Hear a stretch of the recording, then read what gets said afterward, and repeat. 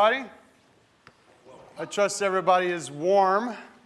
I looked at the weather app on my phone today, and it says it's going to get really cold again, like even colder than it is today, like down in the teens. I'm not too excited about that. We're preaching through a series. It's called Risen, and some of you were here last week. You probably, you were here last week, you saw it. If not, then it's on the app or on our website. This week I want to take another look at kind of a little bit of a different angle. It's like we have an idol in our lives today. Does anybody know what it is? You could probably think of 1,000 things, but if you think of what I was telling the kids, you'd be right on the money. The idol in America today is the idol of safety. Can safety be an idol? I mean, could we be too safe? I mean, I was in the military, and we're all about safety. When I was an Air Force officer, we always said safety first, right? Now we kid around, safety second, you know. But when you're messing with nuclear weapons, you know, safety is first, no doubt about it. But we have an idol in such a way, and what I mean by that is that we are so safe, in fact, that we're afraid to do anything. And so people's dreams become discarded because they're afraid to take a step. Other people suffer because we're afraid to take a step of faith, maybe in the way we give or the way we serve. And so safety actually can be a problem. And so what I want to do today is talk a little bit about safety, but also kind of talk about the risen thing. And so I'm going to call this sermon, The Jesus Who Calls Your Name. Jesus calls our names, yes? But in this sermon, he's going to be calling your name to do something, and that is to stop playing it safe. It's dangerous to think about playing it dangerously, isn't it? I mean, I'm not talking about some crazy redneck thing where you say, hey, dude, hold my beer. Watch this. That stuff is crazy, right, Smokey? Yeah, he knows. Yeah, don't try this at home. Stuff gets set on fire. I'm not talking about that. I'm talking about a different kind of thought. So after thinking about it for a while, over the last 30 years, we've become a society that's so safe it's unbelievable. When I was talking with the people about starting this church, one of the first people you have to talk to is the insurance company. The insurance company comes and they says, well, you can't do this, and you can't do this, and you can't do this, and you can't do this. One thing they didn't want me to do is to counsel people. Well, how does a pastor a church without counseling people? Well, you know, somebody unsafe might come in. Well, I might be unsafe. That's the truth, though. I mean, they go through the big list of things that you can't do, and then the things you have to be indemnified for. Last week, the Presbytery, which we bought this church from, it's no longer a Presbyterian church, so we're buying the property and the land. They had a little panic attack and sent me a letter and said, you haven't sent us the information to show that we're indemnified in case there's an emergency. Now, we had done it. We just hadn't got them the document, but it's a big deal to them. And I was thinking, the other day I fly a little airplane, and I was thinking about moving up to a 6-seater, which would be really exciting, because I only have 4. And I talked to the guys this week, and they said, well, here's the problem. You get a 6-seater, it's $6 a day per seat for the airplane for the whole time you have it. What? They said, well, now you're carrying 2 more people. It's not safe. Well, it's just as safe as a 4-seater, isn't it? But what if you get sued more? Here's what's happening. I'm not talking about taking no risk or taking just doing crazy stuff for no reason. What I'm talking about is that Christians don't serve because of safety. And what do I mean by that? What I mean is that Christians that might take a stand for their faith won't do it. Why? Because it might not be safe. It might not be safe. When did Jesus ever call us to do that? I mean, I was talking to my children this week at a little devotional at home, and I said, show me somebody in the Bible where God says, hey, you be safe. There's nobody who has a remarkable life, that you could remark about after they're gone, who didn't step out in faith and do something adventurous, right? If we refuse to do that, then what happens is our tombstone will say what? Nothing bad happened to him. What? Nothing bad happened to him. Lots of bad things have happened to me. And in fact, that's the time when you learn, and that's the time when you grow. Amen? Amen. So why are we so afraid? When I was a kid, where's the people of the 60s and the 50s? I mean, I was born in 1961. We didn't have no helmets, I can tell you that. Now, helmets are a good thing. When I ski, I wear a helmet. But my grandmother used to let me stand up in the front of her car and drive. I was like 2, but I remember it. I seriously remember it because I would get in trouble from my father. Don't stand up in Grandma's car and drive. Well, she lets me. Who rode in the back seat of their parents' car up in the window? Right. And we made it, right? We made it alive, mostly. Whose parents smoked the whole time? Windows up. Right. Okay, we have advanced, I think for the good. But seriously, we've gone so far that I'm not sure it's helping us. And so anyway, what I want to do today is I want to look at 5 steps about dismantling this whole safety first idol. Here's the first problem. Are you ready? These are what I would call price tags. Price tag number 1, playing it safe limits our impact. If you're going to have any impact, you're going to have to go out and, stop doing that. And so what you might want to do is say, hey, this road leads to stagnation. The road I'm on. What road? Well, it's not a road at all. It's more of a couch. Yeah, it leads to stagnation, right? Who's ever done something amazing sitting on the couch? You got to get up. You won't see any potential. You won't see any of your dreams fulfilled. Anyway, this week as I was practicing or thinking about this sermon, I was looking for an illustration. I found a pastor. His name is Ray Johnston. He's writing a book, and sometimes we get advanced copies. Pastors get advanced copies. And I got an advanced copy of some of the book. And here's one of the things he talks about. It's a huge church in Bayside, California. This guy calls himself a recovering fearaholic, afraid of everything. And yet he's in charge of a multi-thousand member church. So they had a big to-do where they raised a bunch of money to do some stuff. And then 2 weeks after this financial campaign, he writes that he received a phone call from a friend, his name is Don Brewster, who works to save sex slave victims in Cambodia. In these areas where they work, these girls are sold into sexual slavery. They're abused as many as 12 times a night and as young as 4 years old. I'm talking about tragic stuff. And so he says he gets this call, and this guy says, can you help us raise money because we want to start a SWAT team. And the SWAT team needs to be Americans and people from outside of Cambodia because there's so much infiltration, in the system, and we can't trust anybody. And so we heard that there's a church out in California, and I told the general in Cambodia that we would reach out to you and that you would help us. All we need, Pastor, is $250,000. Well, he writes in the story, he's like, what pastor goes and raises several $100,000, does all this stuff, and comes right back the next week and says, oh, by the way, I need another $250,000. And so he wouldn't do it. He just said, I can't do that. It's silly. I mean, they'll run me out of this place. He goes to his staff meeting that week and he said, have you ever had God sitting on you for a while?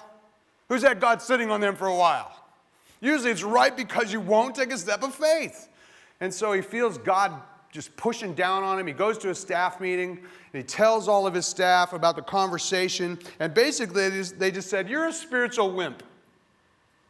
Why don't you just trust the church to do what the church does? And so he did. And so they have 14 services on Easter. I was actually thanking God that I didn't have a big church. That sounds like a really lot of work. 14 times the same sermon? Whoa.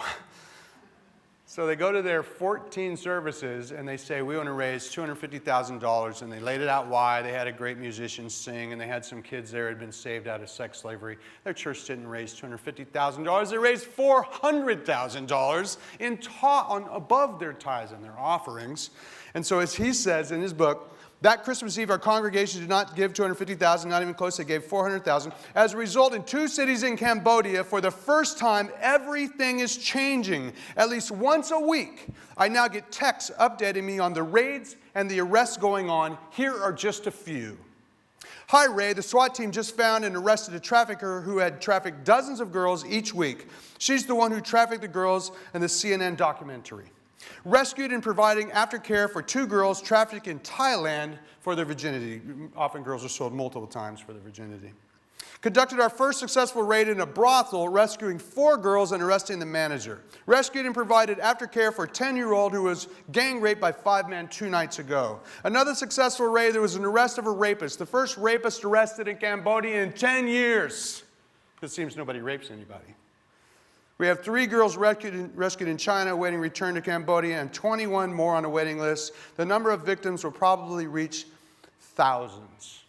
And he writes in the book, to date, hundreds of girls have been rescued, and for the first time, abusers have been put in prison where they can no longer harm kids. And here is the point.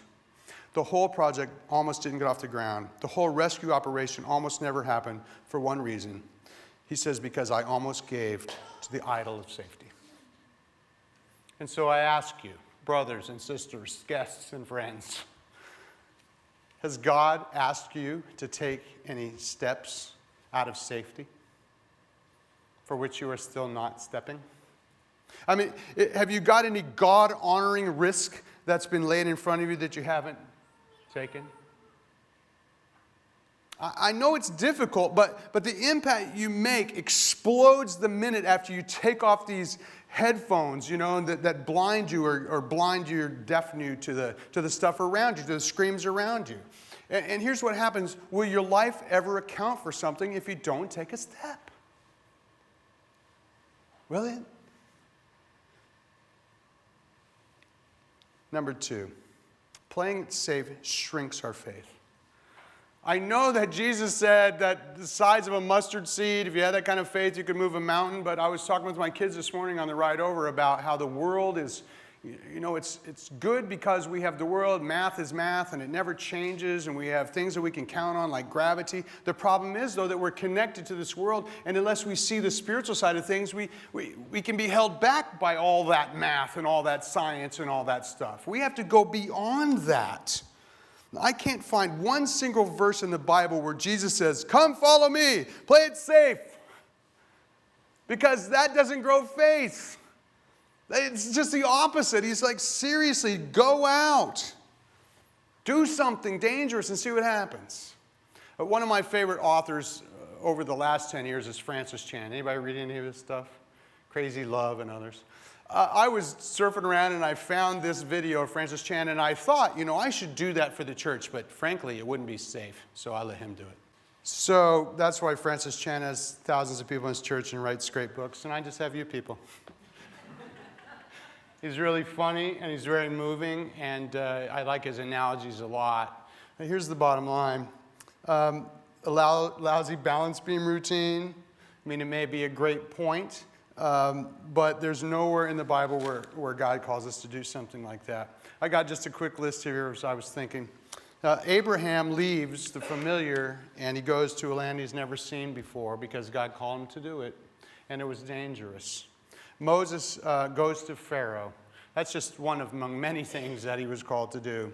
Esther puts her life in danger and says, for such a time as this. David takes on a giant.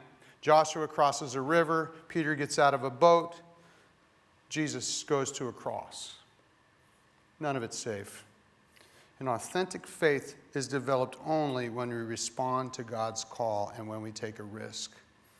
That's the only time. And that's because that's when God comes through, or we see God come through. And we learn right there that God can do anything, and on our own we can do nothing. That's when we learn it. Another price tag for playing it safe is that it stunts our growth. And so it shrinks our faith, it does all that, but it also stunts our growth. Now, who wants to have that happen? I did youth ministry for a long time, and in youth ministry, you're working with people's most precious gifts. They're little children. And I called often them to do some crazy stuff. Mission trips, going to places far away where even the water will make you sick. And sometimes parents would come to me and they say things like this: can you guarantee me, preacher man, that my child will be safe? Were you ever safe, Joy? She was in a youth group. I was in charge. I make parents crazy nervous, right? Is that good or bad? Is it good or bad? Would you rather have a child who's completely safe in a bubble, but who never learns to trust God? Who never learns to take a risk? Who never actually is kind of in maybe a little bit of danger? What happens? And we live in that world. We live in this evangelical Christian bubble where we got everything that's a knockoff of something the world offers. But your kids know it's a knockoff. Okay, some Christian artists are good. I'm not saying they're not. But lots of stuff that we offer, a Christian movie or what else, the kids know it's just a part of a Christian bubble. It's not the real thing. Let them go on the school bus in a public school where they had to defend their faith. Well, that might not be safe. Well, I'll tell you what, safe. Test your faith, and then it grows. Let it face the crucible of people saying, oh, you believe Jesus came up out of the grave? Yeah, I believe it. Yeah, I believe it. That's the way I was raised, and that's what I learned, and I know all about it. You want to hear about it? No, I cannot guarantee your child complete safety, and neither can you. I learned to pray years ago, and it wasn't when I became a Christian. It was when my first daughter became 16 years old, and I was in my study. She's not a very good driver, is she, Aaron? And I taught her. But I'm sitting in my study, and all of a sudden I hear that car that we bought her that didn't have a great muffler, vroom, zooming out of the driveway and was going a little fast, a little squeal of the tire on the way out. And I said, God, I need to learn how to pray right now. Because I'm not teaching her anymore. Now she's taken on the world. And all that stuff that can come at her, I need you, God. She needs you, God. People who never take risks never recover. Is that true? No, it's the opposite. People who take risks never recover, but in the most awesome way. They never go back to what they were. They realize that God is who He says He is, and that He covers. And even if something tragic happens to you, people will say, whoa, even that is God, is it not? It is. The idea that you can insulate your life to the point where you're guaranteed total safety is a fallacy. It just doesn't make any sense. You cannot insure every conceivable thing. Right now, you have everything that you can conceive insured, most of us do, and still if there's a flood, you're probably not insured. It's the truth. I found out all things I'm not insured for recently. I'm like, wow, that's bad. And even if it does happen, I still owe the first $5,000, right? What am I insured for? Well, the government says you have to be. Yeah, you can still die in a freak accident. Here's a couple of freak accidents that happened to people over the few years. In the early 19th century in London, a giant vat of beer exploded. Who wants to go like that? Where are my Methodists? It exploded and a 15-foot wall of beer cascaded down the street. 7 people drowned in beer. This is even more tragic. In 1919, in this country, in Boston, a giant vat of molasses exploded, and the molasses oozed into the street. It managed to kill 21 people. I can just hear the people, molasses, run for your lives. No, walk. It's molasses, it's slow. Whatever. Christians stop serving because it might not be safe.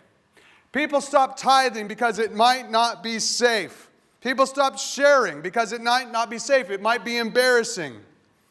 They stop risking. They stop asking God to do what He wants them to do, and they slowly develop an apathetic, boring, and safe life. But when you take a risk and God comes through for you, He becomes real to you. That's when your heart gets fired up. That's when things start to change. Let me tell you something else, another price tag, if you will. Playing it safe shrivels our hearts. If you're a Christ follower and you're listening to His voice and you're sensing His calling and he's challenging you, maybe even today, to do something, He might say something like this: I want you to go on a mission trip. Sorry, God, I cannot spend the time. I cannot do that. I want you to start tithing. I cannot afford that, God. You know I can't afford that. I want you to go talk to that person about me. Well, I'm afraid of that, God. They're my boss. They're my supervisor. What would they think about me? I want you to forgive that person. Oh, God, I couldn't do that. I want you to ask that person forgiveness. No, God, I can't do that. I want you to start working with junior high students. Okay, you got to be kidding me. Isn't that what happens? I mean, denial, rationalization, all that stuff, is that from God? Tell me something that comes from God, and I will show you none of those things come from God. They all are from the enemy who says, no, no, no, you got to be afraid. But our faith gets tested and stretched only when we respond to Christ and to do something that human logic says is impossible, that the math says is impossible, that even I don't know, laws of physics say are impossible. That's when our faith grows. And taking steps of faith is the alternative to a life of boredom, stagnation, withering up and dying. That's what happens when people retire, often. Nothing. They saved up so they could do nothing. There's a multi-billion-dollar industry to make sure that Christians get old and then they don't do anything. Even my own stockbroker, yeah, you know, you got to save up. Well, of course, I'd be stupid if I didn't save up, but it's not so I can retire. That doesn't make any sense. How could a Christian retire? Author Greg Lavoie calls this disease, he called it the common cold of the soul, and it kills. Well, how could a common cold kill? Well, what it does is that it gets into your life and it does this. Abilities and gifts never get cultivated and they never get deployed. Weeks become months, he writes. Months become years. And one day you're looking back on life and the deep, intimate, gut-wrenching, honest conversations that you've never had start to haunt you. The great, bold prayers that you never prayed start to whisper to you. The exhilarating risks you never took, the sacrificial gifts you never offered, the lives you never touched, your recliner, they all start to whisper to you, like your forgotten dreams. And then you realize there's a world of desperate need and a great God calling you to be a part of something bigger than yourself. You see the person you could have become but did not because you never followed your calling, because you never got out of the boat. Well, those are some price tags, and I'd say they're pretty heavy, frankly. And all we got to do is just take a step of faith. One step of faith. Here's 5 steps to breaking free, if you will, from the idol of safety. Paul Tournier wrote this: all of us have a vast reservoirs of full potential, but the roads that lead to those reservoirs are guarded by the dragon of fear. I like that, the dragon of fear. The great dragon, right? Don't do that. One night, Jesus took Peter on a real adventure. We've all heard it before. Jesus had performed some miracles. He sends his disciples out in a boat. They get out there in the boat. It's about 5 miles across. I've been to the Sea of Galilee. It's not really a sea. It's more like kind of a lake. But it's big enough to get scary and to get windy. And that's what happened that night. The wind started tossing and the gales were coming. And all of a sudden, they see a ghost on the water. And they call back and forth. And Jesus says, "Come on out, Peter. Come on out." Here's Matthew recording it. "Lord, if it's you," Peter replied, "tell me to come to you on the water." "Come," he said. Then Peter got down out of the boat, walked on the water, and came toward Jesus. Of course, we all know the rest of the story, right? We all give Peter flack because he did what? Yeah, because he sank. Well, what was he doing right before he sank? Walking on water. He was walking on water. We say, oh, you took your eyes off Christ and you sank. Well, yeah, but while his eyes were on Christ, he was walking on water. You ever walk on water? I never walk on water. I saw a little meme the other day with Jesus as a baby in his little bathtub, and there's Mary, and Jesus is standing on top of the water, and she's like, "Get in."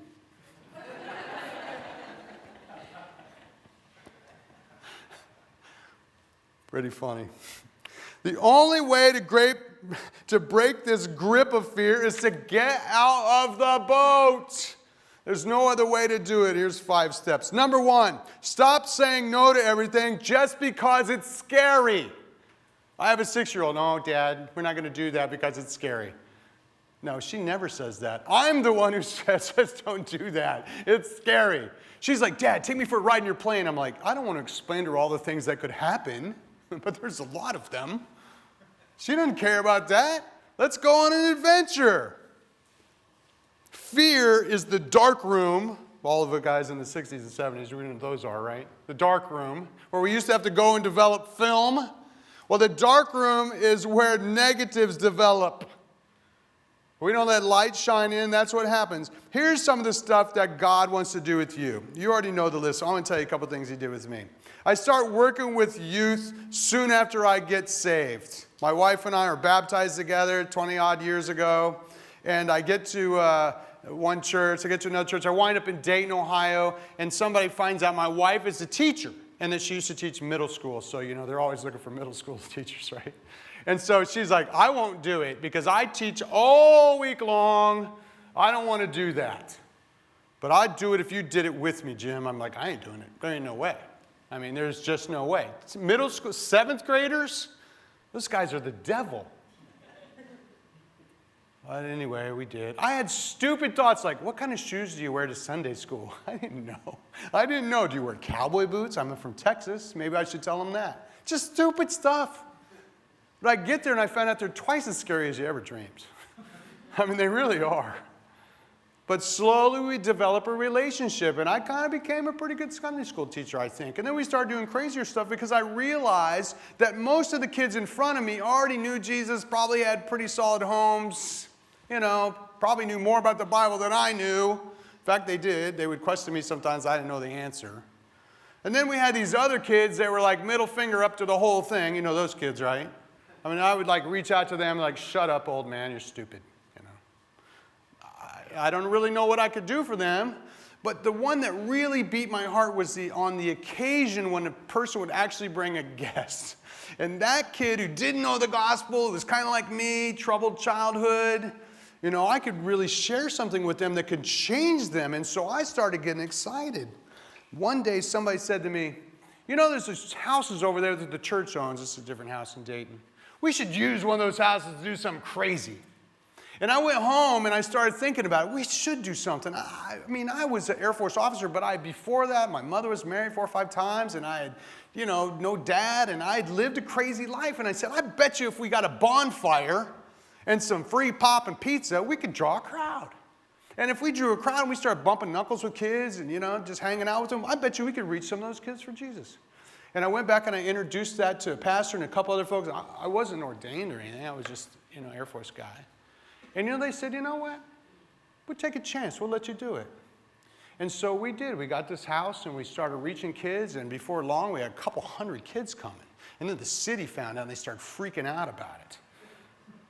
But by then, I had baptized 89 teenagers from Kettering Fairmont High School in a church with multi-thousand people. And they started saying, hey, this guy might have a calling.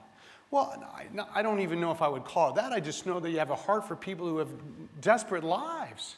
Anyway, the city shut us down, and I got out of the Air Force, and I got called up to work at a little church called Ginghamsburg. I got about 5,000 people. And I helped something get started up there, a thing called the Avenue, which is really neat. I mean, they have millions of dollars. I didn't have any money, but they called me up to do that. What really got me going, though, was that if you could reach that many kids in the middle of a cornfield in Troy, I mean, maybe if you could come over by the Dayton Mall, you could really meet some troubled kids. And so I got a building down here. Somebody introduced me, and I started praying about it and asked some friends to pray about it. And I said, what if we got that building and we called it the Cellar? Anybody ever heard of the Cellar? Yeah, it was just a big old slick track building, and we got it. And the guy says, I'll tell you what I'll do. I'll give it to you for $10,000 a month. Whoa, that's a lot of money, right? That's a lot of money. And I'm an Air Force retiree, and so I'm scared. I'm seriously scared. Because the guy said, well, I'll tell you what I'll do. I'll rent it to you. I know you don't have any money, but if you hook your personal wealth to it, your retirement, your wife's income, everything, personal guarantor, I'll rent it to you. Well, now we're all in, right? I am not a giant of the faith. I'm telling you, I had every single fear you could have. Every one. But I also had 89 kids I had baptized just in a couple months from a house. Of course, Kettering did shut it down. And so what happened is we started getting thousands of kids. And before long, we had led all kinds of kids to Christ, and I was baptizing 2 a week. So many, in fact, that somebody called and said, we should ordain this guy. They did that. They said, you have a calling on your life. And that was some odd many years ago. Then I started a thing called the Attic. Anybody ever heard of that? So I started the Attic because I said we can reach out to some different kids. Raise your hands if you know me from the Attic or the Cellar. Wow. One guy takes a little step of faith, just one guy. And here's the deal, not only that, my wife had to take it too. Because I called her and I said, they'll rent me the building. I kind of pretended like I had some money. I really didn't, but I gave him $5,000 and said, oh, here's the down payment. That's all the money we had. You know what she said? In for a penny, in for a pound. We never, ever missed a payment on that place. Never. Over the period of about 10 years. I had a guy walk in one time. He said, Jim, I heard this place is about $10,000 a month. You got the money for next month? I said, no, I don't. He said, here's $10,000. He just handed it to me. I'll never be the same from that moment forward. I never will. I couldn't believe it. He was a doctor. And he sat down and he hand wrote every church within 5 miles of that cellar building. He hand wrote them, every single one. And you know how many we heard back from? 0. Well, except for one who came over there once and said, you guys use a King James Version around here? It was kind of mean, really. They came to an event and the guy stood up on a box in my ministry and said, you guys listen to the perfect word, King James Version? I said, you need to get out of here. Well, you're not playing Christian music? I said, I'm not trying to reach Christians.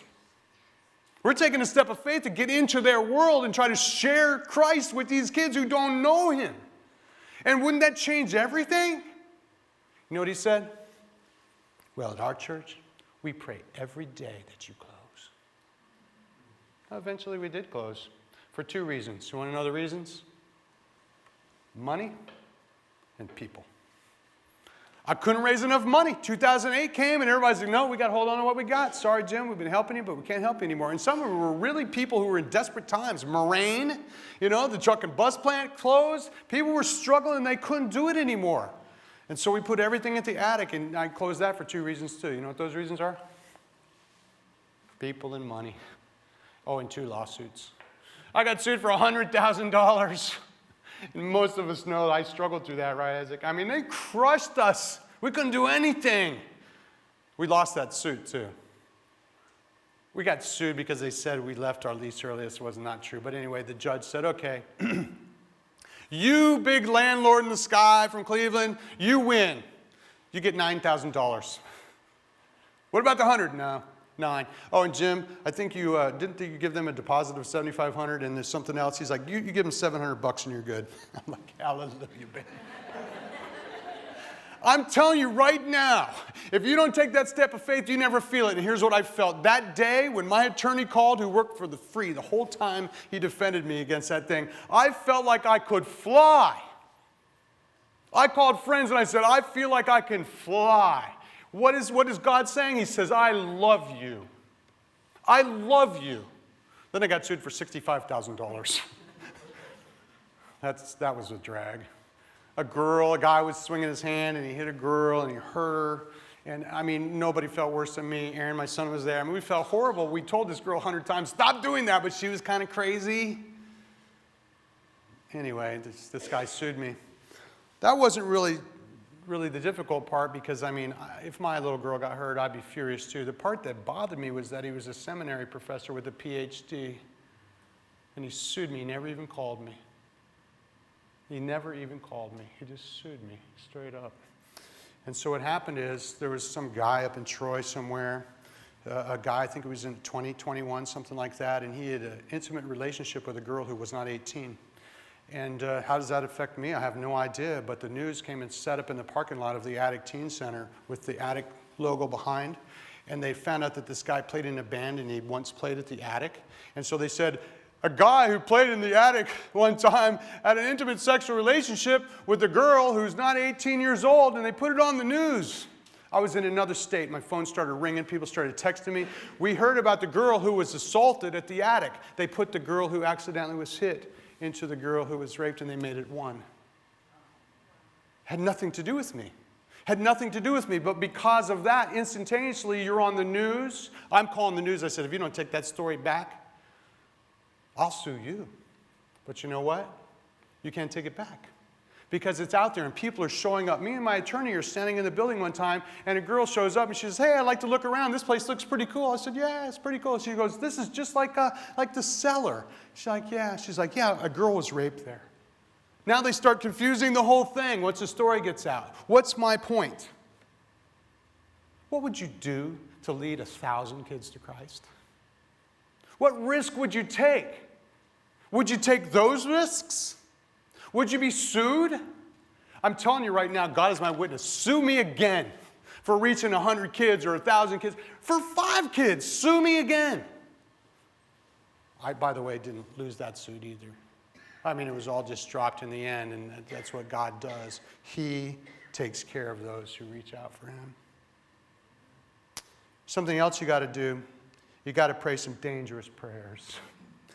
Who feels God calling them to pray some dangerous prayers? This morning I prayed to God 2 things I think he wants me to do. God, I want you to bless this, and I want you to bless that. They're both pretty big. And then I said this, and I told my wife, but God, if those aren't your plan, I don't care. We'll do your plan. And I mean that. I'm not trying to say I'm a huge guy of faith. I'm just saying, what good would it do to do my plan if it isn't his plan? Why would I waste any time on that? Start praying some prayers that matter. The most dangerous prayer ever prayed in the Bible is this: Thy will be done. That's what Jesus said right before they crucified him. But right before they crucified him, he's praying that prayer, and right after they crucified him, he's saying, it is finished, Lord. And what's finished? Our salvation is finished. John Ortberg writes the book, You Want to Walk on Water, You Got to Get Out of the Boat. He writes about a guy named Doug Coe. I want to read this to you. Doug works in Washington, D.C., and he has a ministry where he disciples and does Bible studies with business people. True story. Bob's an insurance salesman, and he becomes a Christian, and he meets with Doug about his new faith, and they're doing a Bible study. One day, Bob, the new Christian, comes in all excited about a statement in the Bible, and he asks this: Ask whatever you will in my name, and you shall receive it. And he says to the guy reading the Bible study, Doug, is that really true? And Doug explained, well, it's not a blank check, but yeah, it's true. Jesus really does answer prayer. And so the guy says, all right, I'll pray for Kenya. What? Do you know anyone in Kenya? No. Doug challenged Bob to pray for every day for 6 months for Kenya if Bob would do that. And they had this little bet. If anything happened in Kenya and it came back to them, I'll give you $500. And if it doesn't, you owe me $500. They did a little bet. So Bob began to pray, and for a long while, nothing happened. Then one night, he was at dinner in Washington, and one woman said she ran an orphanage in Kenya, the largest of its kind. Bob roars to life. He wants to talk to her. You're obviously interested in my country, the woman said to Bob, overwhelmed by his sudden barrage of questions. You've been to Kenya before? No. She asked Bob if he'd like to come and visit. When Bob arrived in Kenya, he was appalled by the poverty and the lack of basic health care. He began to write to large pharmaceutical companies describing the vast need he had seen. In the orphanage, more than $1 million worth of supplies were delivered. The woman calls Bob and said, Bob, this is amazing. We've had the most phenomenal gifts because of the letters you wrote. We'd like to fly you back over here to have a big party. Will you come? And so he flies back. And while he's there, the president of Kenya comes to the party. And he offered to take Bob on a tour of Nairobi. In the course of the tour, he sees a prison. Bob asks about the group of prisoners there. And the president says, they're political prisoners. Well, that's a bad idea, Bob said brightly. You should let them out. Bob finishes his tour. He flies back home. Sometime later, Bob receives a phone call from the Department of State of the United States of America. Were you recently in Kenya? Yes. This is all in the book. You can pull it out and read it for yourself. Did you make any statements to the president about political prisoners? Yes. What did you say? I told him he should let them out. The State Department official explained that the department had been working for years to get the release of political prisoners, all to no avail, but now the prisoners had just been released, and the president said it was because of Bob. John Ortberg, you can read the book. All that happened because one guy connects to a Savior, reads something the Savior said, is not all discombobulated by you and me, who walk around without any faith, And he goes to a guy and says, is this true? And he says, yeah, it's true, even though he didn't really believe it. And this young, in faith person starts praying. And now people are out of prison and millions of dollars. I have a friend who's a doctor, matter of fact, the same one who wrote me the $10,000 check. They do that. They write pharmaceutical companies and they say, hey, would you help us? And they get suitcases full of drugs that these people could never afford. And they do it in the name of Jesus. That's what they do. You know what else you got to do? This is the part where people don't want to hear about a preacher, but I say you got to get out your wallet. You got to get out your wallet. And I don't want you to get out your wallet and give me 1 cent. I don't take a salary for this church. You know, if I get reimbursements or something, I appreciate those. Sometimes I don't get them. But it's not about me. But you got to get out your wallet. Why? Because gratitude does something to the human heart. I mean, that gratitude comes out of you, and the Lord loves yes, the Lord loves a cheerful giver. And Jesus talks about money all the time and possessions all the time because that's the indicator of our heart. You can't love God when you're doing this. You can't do anything crazy until you do something sacrificial. That's what's got to happen. I could line up people to give you testimonies about what happens when you tithe and give offerings to God. He never, ever leaves you behind. Never. I want to read a story that Bill Hybels describes in one of his books. I think you really like this. All he ever really wanted in life was more. He wanted more money, so he parlayed inherited wealth into billion-dollar pile of assets. He wanted more fame, and so he broke into the Hollywood scene. Pardon me. And soon he became a filmmaker and a star. He wanted more sensual pleasures, so he paid handsome sums to indulge his every sexual urge. He wanted more thrills, and so he designed, built, and piloted the fastest aircraft in the world. He wanted more power, so he secretly dealt political favors to so skillfully that 2 U.S. presidents became his pawns. All he ever wanted was more. He was absolutely convinced that more would bring him true satisfaction. Unfortunately, history shows otherwise. He concluded his life emaciated, colorless, sunken chest, fingernails in grotesque inch-long corkscrews, rotting black teeth, tumors, innumerable needle marks from his drug addiction.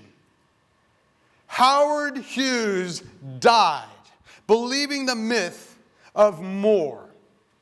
He died a billionaire, junkie, insane, worthless human by all standards. Who wants to own an airline? He owned an airline. He could call presidents. And more is never enough. Never. Generosity, First Church, they began by selling their property and their possessions, and they were sharing them with all as anyone might have need. That's the first church. Generosity is risky, but it's also far more fulfilling, isn't it? Let me wind this up. We are fascinated by reality TV. We do that all the time, right? But what about stop watching it and try living it? Reality TV. Take your kids to a soup kitchen. Get them up, dress them warm, take them to a soup kitchen, and you'll never stop hearing the stories of the people they met that day, ever. Or just let them play video games all Saturday. Sleep in. You know there is no reality TV? There is no reality TV. One time I got a phone call at the Addict Teen Center. I wasn't there. Hey, you need to get over here. MTV's on the way. I'm like, yeah, right. Okay, so whatever. Guess who was on the way? MTV. They were on the way. I couldn't believe it. They showed up. They're going to film this thing, and they heard about us, and they had this girl there, and you can go out now. You can Google it. They can. But here's what happened. So you're the pastor? Okay, you do this? Okay, you stand over here, you stand over here, you stand over here, you do this, you do that. And I walk in, it's like, okay, can you go out, can you walk in again? Were you there, Tim? Go out and walk in again. Go out and walk in again. Is this reality TV? At the very end of this story, they called me up 2 or 3 weeks later. Hey, as it turns out, you never met this girl that we did the story on. Never met her? Yeah, I met her the whole time she was there. I mean, you guys were there, we were there, we did the, no, you never met her, we never got it on video. What do you want us to do? We're going to show up again with a crew, and you're going to meet her. Okay. So here's what happens. It's on the internet. Here's all the film crews. They're all in there. I walk in. She walks in. And she goes, hi, I'm so-and-so. And I said, hi, I'm the preacher. And I leaned her over and gave her a big kiss. It's on the internet. It's reality TV. There is no reality. It's, by the way, the blooper reel. They make it up. How about just live it? Imagine the impact of a country where 200 people who confess to be Christians or profess to be Christians for 1 week turned off their televisions. 2 million? 1 million? What about only 2,000? What if we just turned off our TVs? What if only 2 of us did it or 1 of us did it? Wouldn't something change? Yes, it would. Lives would be different for somebody. I tell you what, if all the people who profess to be Christians in the United States turn off their TV for a week, we would be the news. Wouldn't we? We would be the news. Yeah, they're out serving. They're giving. They're raking lawns. These Christians are just doing this stuff. Why are you doing it? Oh, Jesus told us to do it. That would be the news right there. Let me stop with this.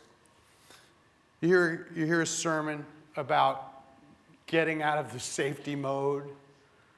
You get convicted of it maybe a little bit. Maybe something moves in your heart, the Spirit moves.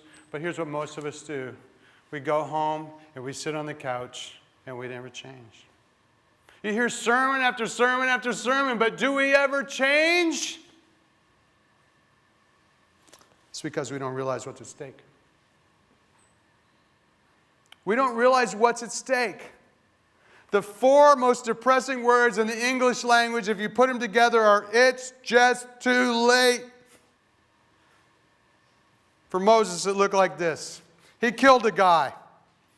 It's too late. He ends up being a fugitive. He's hiding out in the wilderness. He's a runaway murderer. He's an escaped felon.